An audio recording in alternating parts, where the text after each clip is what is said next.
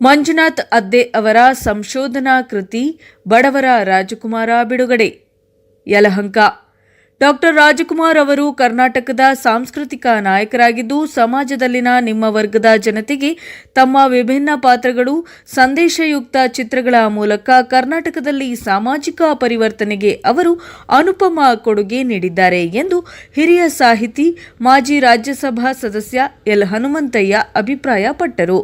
ಯಲಹಂಕ ಕ್ಷೇತ್ರದ ಕಾಕೋಡು ಗ್ರಾಮದ ಖಾಸಗಿ ರೆಸಾರ್ಟ್ನಲ್ಲಿ ಭಾನುವಾರ ಆಯೋಜಿಸಿದ್ದ ಡಾಕ್ಟರ್ ಮಂಜುನಾಥ ಅದ್ದೆಯವರು ಡಿ.ಲಿಟ್ ಪದವಿಗಾಗಿ ರಚಿಸಿದ್ದ ಸಂಶೋಧನಾ ಲೇಖನ ಬಡವರ ರಾಜಕುಮಾರ ಕೃತಿ ಬಿಡುಗಡೆ ಮಾಡಿದ ನಂತರ ಮಾತನಾಡಿದ ಅವರು, ರಾಜಕುಮಾರ್ ಅವರು ಹೆಚ್ಚು ಓದದಿದ್ದರೂ ಅನುಭವದ ಆಧಾರದ ಮೇಲೆ ಸಮಾಜದ ಓರೆಕೋರೆಗಳು, ವರ್ಗ, ಜಾತಿ, ಸಂಘರ್ಷದಂತಹ ಗಹನ ವಿಷಯಗಳನ್ನು ಆಳವಾಗಿ ಅರಿತಿದ್ದರು.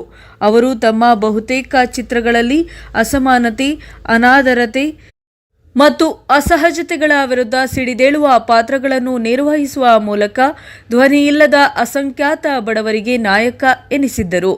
ಕೇವಲ ಪಾತ್ರಗಳಲ್ಲದೆ ನಿಜ ಜೀವನದಲ್ಲಿಯೂ ಸಹ ಸಮಾಜಕ್ಕೆ ಕಿಂಚಿತ್ತೂ ಕೆಡುಕಾಗದಂತೆ ಅತ್ಯಂತ ಕಾಳಜಿಯ ಬದುಕು ನಡೆಸುವ ಮೂಲಕ ಸಮಾಜಕ್ಕೆ ನಾಯಕ ಹೇಗಿರಬೇಕು ಎಂಬುದನ್ನು ನಿರೂಪಿಸಿ ರಾಜ್ಯದ ಅಸಂಖ್ಯಾತ ಅಭಿಮಾನಿಗಳಿಗೆ ಆದರ್ಶಪ್ರಾಯ ನಾಯಕ ಎನಿಸಿದ್ದಾರೆ. ಡಾಕ್ಟರ್ ರಾಜ್ಕುಮಾರ್ ಅವರನ್ನ ಕುರಿತು ರಾಜ್ಯದಲ್ಲಿ ಹಲವು ಪುಸ್ತಕಗಳನ್ನು ರಚಿಸಲಾಗಿದೆ. ಆದರೆ ಡಾಕ್ಟರ್ ಮಂಜುನಾಥ್ ಅದ್ದೆ ಅವರ ಬಡವರ ರಾಜಕುಮಾರ ಸಂಶೋಧನಾ ಕೃತಿ ರಾಜಕುಮಾರ್ ಅವರ ಬದುಕಿಗಿಂತ ಅತ್ಯುತ್ತಮ ವಿಷಯ ವಸ್ತುಗಳನ್ನು ಒಳಗೊಂಡು ಚಿತ್ರಗಳ ಮೂಲಕ ಸಾಮಾಜಿಕ ಪರಿವರ್ತನೆಗೆ ಅವರು ನೀಡಿರುವ ಕೊಡುಗೆ, ಜನಮಾನಸದಲ್ಲಿ ಅವರು ಹರಡಿಕೊಂಡಿರುವ ವಿಸ್ತಾರತೆ, ಅಭಿನಯದ ಮೂಲಕವೇ ಬಡವರಿಗೆ ಅವರು ತುಂಬಿರುವ ಆತ್ಮಸ್ಥೈರ್ಯ, ಹೋರಾಟದ ಕಿಚ್ಚು ಮುಂತಾದ ವಿಭಿನ್ನ ವಸ್ತು ವಿಷಯಗಳನ್ನು ಜತನದಿಂದ ಹೆಕ್ಕಿ ತಂದು ರಚಿಸಿರುವ ಮೌಲ್ಯಯುತವಾದ ಕೃತಿಯಾಗಿದ್ದು ಎಲ್ಲರೂ ಓದಬಹುದಾದ ಕೃತಿಯಾಗಿದೆ. Bureau news, NKS TV, Bengaluru. ಹೆಚ್ಚು ಮಾಡೋ ಕೆಲಸವನ್ನು ಮಾಡಿದ್ದಾರೆ. ನಾನು ಒಬ್ಬ ಹಳ್ಳಿಗನಾಗಿ, ಒಬ್ಬ ರೈತನ ಮಗನಾಗಿ, ಒಬ್ಬ ಈ ಸಂಕಟ ಅನುಭವಿಸಿದ ಜನರ ಜೊತೆಗಿನ ಸಂಪರ್ಕವುಳ್ಳವನಾಗಿ ನಾನು ರಾಜ್ಕುಮಾರ್ ಬಗ್ಗೆ ನಾನು ಒಂದು ಮಹಾಪ್ರಬಂಧವನ್ನು ಮಂಡಿಸಬೇಕು ಅಂತ ಆಯಿತು. ಸೊ ಆ ತೀರ್ಮಾನ ನನಗೆ ಬಂದಿದ್ದು ನಾನು PUC ಓದೋ ಸಮಯದಿಂದ ನನ್ನೊಳಗಡೆ ಕಾಡಿದಂಥ ಅಂಶಗಳು. ಸೊ ಆ ಕಾರಣಕ್ಕಾಗಿ ರಾಜ್ಕುಮಾರ್ ಬಗ್ಗೆ ನಾನು ಇದನ್ನು ಮಾಡಿದೆ. ಮತ್ತು ನಾನು ಜೊತೆಯೊಳಗೆ ಆಕ್ಟಿವಿಸ್ಟ್ ಇದ್ದಿದ್ದರಿಂದ ಕೂಡ ಇವತ್ತು ಕರ್ನಾಟಕದ ಜನರ ಪ್ರಜ್ಞೆ ಜಾಗೃತಗೊಳ್ಳಲಿಕ್ಕೆ ವಚನ ಚಳುವಳಿ ಕೆಲಸ ಮಾಡಿದೆ, ಕನಕದಾಸರ ಕೆಲಸ ಮಾಡಿದ್ದಾರೆ, ಪುರಂದರದಾಸರು ಹಿಂದೆ ಎಲ್ಲ ಮಾಡಿದ್ದಾರೆ. ಆದರೆ ಆಧುನಿಕ ಕರ್ನಾಟಕದ ಜನರ ಮನಸ್ಸಿನ ಒಳಗಡೆ ಒಂದು ಹೊಸ ಆಲೋಚನೆಗಳು, ವಿಚಾರವನ್ನು ಗ್ರಹಿಸುವ ಕ್ರಮಗಳು, ವಿಚಾರ ಕ್ರಾಂತಿ ನಡೆದಿದ್ದು ಯಾವಾಗ ಅಂತಂದರೆ ಅದರ ಬೌದ್ಧಿಕ ರೂಪವಾಗಿ ಕುವೆಂಪು ಅವರು ಕೆಲಸ ಮಾಡಿದಾಗ, ಮತ್ತು ಆ ಪ್ರಜಾಸತ್ತಾತ್ಮಕ ಮೌಲ್ಯಗಳನ್ನು ಜನರಿಗೆ ತಮ್ಮ ನಟನೆಯಿಂದ, ತಮ್ಮ ಅಭಿವ್ಯಕ್ತಿಯಿಂದ, ತಮ್ಮ ಡೈಲಾಗ್ಗಳಿಂದ ಜನರಿಗೆ ಮುಟ್ಟಿಸಿದಂಥ ರಾಜ್ಕುಮಾರ್ ಅವ್ರ ಕಾರಣಕ್ಕೆ. ಸೊ ಇಬ್ಬರು ಸಾಂಸ್ಕೃತಿಕ ವ್ಯಕ್ತಿಗಳು ಬಹಳ ಮುಖ್ಯವಾದಂಥವರು, ದುಡಿಯುವ ಜನರನ್ನು ಪ್ರತಿನಿಧಿಸುವಂಥವ್ರು.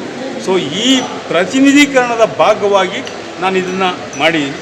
ಏನು ದಳ್ಳಾಳಿ ವರ್ಗ, ಕಾರ್ಪೊರೇಟ್ ವರ್ಗ ಏನಿದೆ, ಅದ್ರ ಜೊತೆ ಒಳಗೆ ಏನಿವತ್ತು ಪಟ್ಟಭದ್ರ ಹಿತಾಸಕ್ತಿಗಳು ಒಗ್ಗೂಡಿ ದುಡಿಯೋ ಜನರನ್ನು ಹೀರೋ ಕೆಲಸ ಮಾಡ್ತಿದ್ದಾರೆ.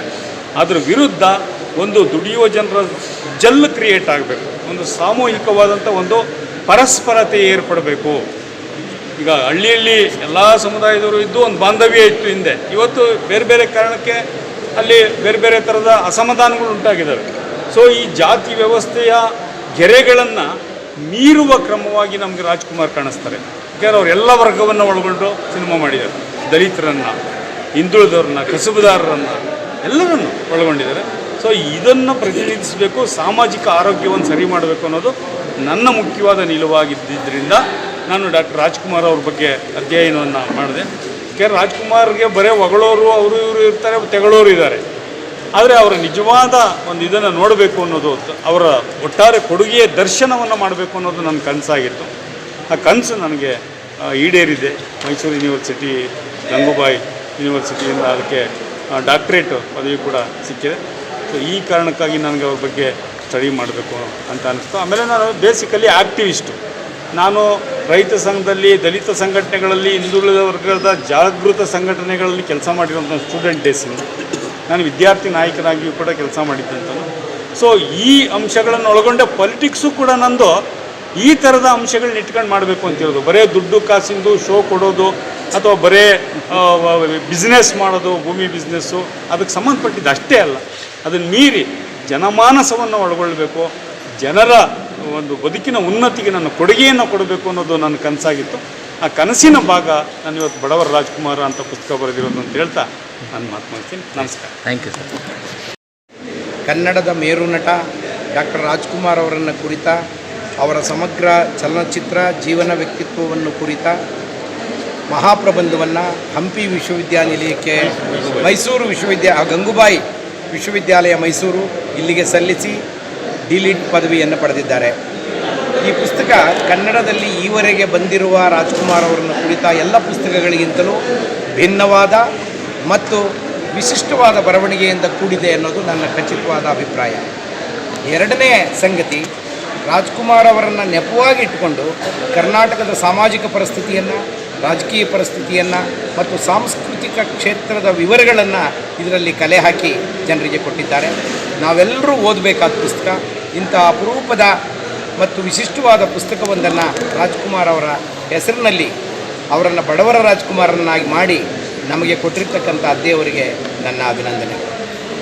ಸಾಮಾನ್ಯ ಜನ, ಮುಖ್ಯವಾಗಿ ತಳವರ್ಗಗಳಲ್ಲಿದ್ದಂಥ ಅನೇಕ ಜನಸಾಮಾನ್ಯರಲ್ಲಿ, ಯುವಕರಲ್ಲಿ ಮತ್ತು ಯುವ ಸಮೂಹದಲ್ಲಿ ಒಂದು ಬದುಕಿನ ಬಗ್ಗೆ ಒಂದು ಭರವಸೆ, ಪ್ರೀತಿ ಮತ್ತು ಆತ್ಮವಿಶ್ವಾಸವನ್ನು ಮೂಡಿಸುವ ಕೆಲಸವನ್ನು ರಾಜ್ಕುಮಾರ್ ಸಿನಿಮಾಗಳು ಮಾಡಿದರು. ರಾಜ್ಕುಮಾರ್ ಸಿನಿಮಾಗಳ ಎಲ್ಲ ನಾಯಕರುಗಳು ಅವರು ತಳವರ್ಗಗಳಿಂದ ಬಂದ ನಾಯಕರುಗಳು ಮತ್ತು ಬಂದು ಎಲ್ಲ ಮೇಲ್ವರ್ಗಗಳ ಜನ ಮಾಡೋದಕ್ಕಿಂತಲೂ ಹೆಚ್ಚು ಸಾಹಸವನ್ನು ಮಾಡಿ ಸಮಾಜಕ್ಕೆ ಉಪಯುಕ್ತವಾದದ್ದನ್ನು ಮಾಡಿದಂಥ ಪಾತ್ರಗಳನ್ನು ಅವರು ಮಾಡಿದರು. ಅದರ ಮೂಲಕ ಅವರು ನಮ್ಮ ದೇಶದಲ್ಲಿ ಪ್ರಜಾಪ್ರಭುತ್ವ ಅಂತನ್ನೋದು ಸಾಮಾನ್ಯ ಜನರ ಒಂದು ಅವಕಾಶ, ಸಾಮಾನ್ಯ ಜನರು ಪಡಿಬೇಕಾಗಿರೋ ಅವಕಾಶ, ಅದರ ಮೂಲಕನೇ ಎಲ್ಲರ ಏಳಿಗೆ ಸಾಧ್ಯ ಅನ್ನುವಂಥ ಒಂದು ಪರೋಕ್ಷವಾದಂಥ ಸಂದೇಶವೊಂದನ್ನು ಈ ರಾಜ್ಕುಮಾರ್ ಅವ್ರ ಸಿನಿಮಾಗಳು ಕೊಡ್ತಾಯಿತ್ತು. ಅದನ್ನು ನಾವು ಇಲ್ಲಿವರೆಗೂ ಶೋಧನೆ ಮಾಡಿರಲಿಲ್ಲ. ರಾಜ್ಕುಮಾರ್ ಸಿನಿಮಾಗಳನ್ನು ಕೇವಲ ಅದನ್ನು ಕಲೆಯ ದೃಷ್ಟಿಯಿಂದ ಮತ್ತು ಸಿನಿಮಾ ತಂತ್ರಜ್ಞಾನದ ದೃಷ್ಟಿಯಿಂದ, ಅಭಿನಯದ ದೃಷ್ಟಿಯಿಂದ ಮಾತ್ರ ನಾವು ವಿಮರ್ಶೆ ಮಾಡ್ಕೊಂಡಿದ್ವಿ. ಆದರೆ ರಾಜ್ಕುಮಾರ್ ಸಿನಿಮಾಗಳು ಹೇಗೆ ಒಂದು ಸಾಮಾಜಿಕ ಪರಿಣಾಮವನ್ನು ಉಂಟು ಮಾಡ್ತಾ ಇದ್ದಾವೆ, ಜನರ ಮೇಲೆ ಅವು ಉಂಟು ಮಾಡಿದ ಸಾಮಾಜಿಕ ಪರಿಣಾಮದ ಗುರಿ ಏನು, ಪರಿಣಾಮ ಏನು ಅನ್ನೋದನ್ನು ನಾವು ಇಲ್ಲಿವರೆಗೆ ಅಧ್ಯಯನ ಮಾಡಿರಲಿಲ್ಲ. ಅದ್ದೇ ಮಂಜುನಾಥ್ ಅವರು ಆ ದೃಷ್ಟಿಕೋನದಿಂದ ಇದನ್ನು ಅಧ್ಯಯನ ಮಾಡಿರೋದ್ರಿಂದ ಇದೊಂದು ವಿಶೇಷವಾದ ಪುಸ್ತಕವಾಗಿದೆ. ಮತ್ತು ರಾಜ್ಕುಮಾರ್ ಅವರನ್ನು ಕುರಿತಾದ ತಿಳುವಳಿಕೆ ಮತ್ತು 60, 70, 80ರ ದಶಕದಲ್ಲಿದ್ದಂಥ ಕರ್ನಾಟಕದ ಸಾಂಸ್ಕೃತಿಕ ಚರಿತ್ರೆಯ ತಿಳುವಳಿಕೆಯನ್ನು ಕೂಡ ಈ ಪುಸ್ತಕ ಒಳಗೊಂಡಿರೋದ್ರಿಂದ ಇದೊಂದು ವಿಭಿನ್ನ ರೀತಿಯಾದಂಥ ಒಂದು ಪುಸ್ತಕ ಇದೆ.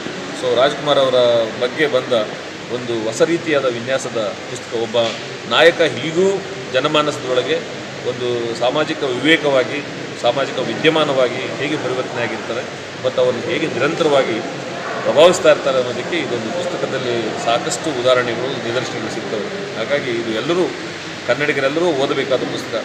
ಇದರೊಳಗೆ ಒಬ್ಬ ಹೊಸ ರಾಜ್ಕುಮಾರರ ಒಂದು ಅನ್ವೇಷಣೆ ಅವರಿಗೆ ಸಿಗುತ್ತೆ. ಅಂದರೆ ಸಿನಿಮಾಗಳ ಮೂಲಕ ನೋಡಿದ ರಾಜ್ಕುಮಾರರಿಗೆ ಈ ರೀತಿಯಾದಂಥ ಒಂದು ಪ್ರಭಾವಳಿಯು, ಪರಿವೇಶವೂ ಇತ್ತವು ಅಂತ ಒಂದು ತಿಳುವಳಿಕೆ ಬರುತ್ತೆ. ಅದರಿಂದ ದಯಮಾಡಿ ಎಲ್ಲರೂ ಈ ಪುಸ್ತಕವನ್ನು ಓದಬೇಕು ಅಂತ ನಾನು ಇದನ್ನು ಶಿಫಾರಸು ಮಾಡ್ತೀನಿ. Thank you. ಹಾಗೆ ನಟರಾಜ್ ತಾನೇ ಮಾತನಾಡಿ ಗಮನಿಸಿದ್ರು. ಮತ್ತು ಮಂಜುನಾಥ್ ಅದ್ದೆಯವರು ಈ ಕೃತಿಯ ಲೇಖಕರು ಮತ್ತು ಡಿ.ಲಿಟ್ ಪಡೆದವರು. ಕೌದಿ ಪ್ರಕಾಶನದ ಅಂತ ಜೊತೆಯಲ್ಲಿದ್ದಾರೆ, ನಿಕುಂಟೆ ಮೂರ್ತಿಯವರಿದ್ದಾರೆ.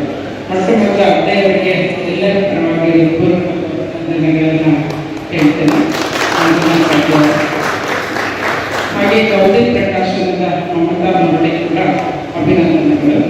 ಏಕೆಂದರೆ ಅವರು 2 ವರ್ಷದಲ್ಲಿ 20 ಪುಸ್ತಕಗಳನ್ನ ಮಾಡಿದ್ದಾರೆ ಅಂತ ಹೇಳಿದ್ರು. ತುಂಬ ಸಂತೋಷ ಆಯಿತು. ಏಕೆಂದರೆ ಇವತ್ತು ಪುಸ್ತಕ ಉದ್ಯಮ ಸಂಕಷ್ಟದಲ್ಲಿದೆ. ಪುಸ್ತಕ ಓದುವವರೇ ಕಡಿಮೆ ಆಗಿದ್ದಾರೆ, ಕೊಂಡು ಓದುವವರು ಇನ್ನೂ ಕಡಿಮೆ ಆಗಿದ್ದಾರೆ. ಅಂಥದ್ರಲ್ಲಿ